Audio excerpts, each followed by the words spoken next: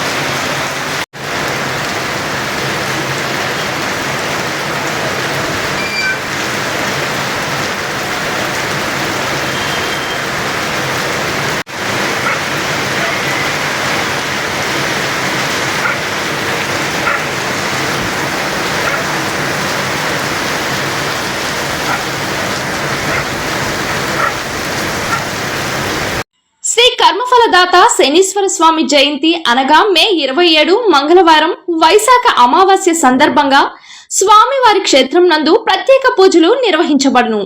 ఉదయం 6 గంటల నుంచి 8 గంటల 30 నిమిషాల వరకు పాలాభిషేకం, యమగండ కాలం 9 గంటల నుంచి రావుకాలం మొదలు 3 గంటల వరకు తైలాభిషేకం, అదేవిధంగా 9 గంటల నుంచి 10 గంటల 30 నిమిషాల వరకు శనీశ్వర స్వామి హోమం మరియు మధ్యాహ్నం 12 గంటల నుండి అన్నదాన ప్రసాద కార్యక్రమాలు జరుగును.